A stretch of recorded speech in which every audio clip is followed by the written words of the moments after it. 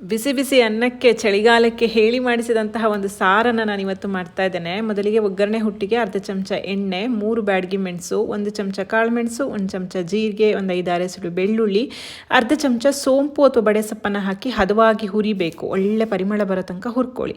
ಕುಟಾಣಿಯಲ್ಲಿ ಇದನ್ನು ತರಿಯಾಗಿ ಕುಟ್ಟಿ ಪುಡಿ ಮಾಡ್ಕೊತಾ ಇದ್ದೀನಿ. ನೀವು ಮಿಕ್ಸರ್ ಜಾರ್ನಲ್ಲಿ ಪಲ್ಸ್ ಮೂಡ್ನಲ್ಲಿ ಬೇಕಾದರೂ ಪುಡಿ ಮಾಡ್ಕೊಳ್ಬಹುದು. ಇವಾಗ ಪಾತ್ರೆಗೆ ಹೆಚ್ಚಿರುವಂತಹ 2 ಟೊಮೆಟೊ ಹಾಕಿ ಚೆನ್ನಾಗಿ ಕೈನಲ್ಲಿ ಕಿವುಚ್ಕೊಂಡು ಅದಕ್ಕೆ 1 ಕಪ್ಪಿನಷ್ಟು ನೀರು, ಕರಿಬೇವಿನ ಸೊಪ್ಪನ್ನು ಹಾಕಿದ್ದೇನೆ.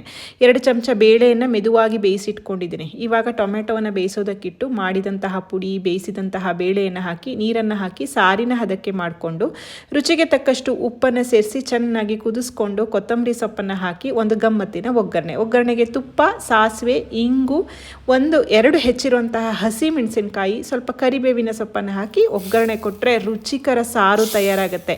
ಟ್ರೈ ಮಾಡಿ ಹೇಗಾಯ್ತಂತ ತಿಳಿಸೋದನ್ನು ಮಾತ್ರ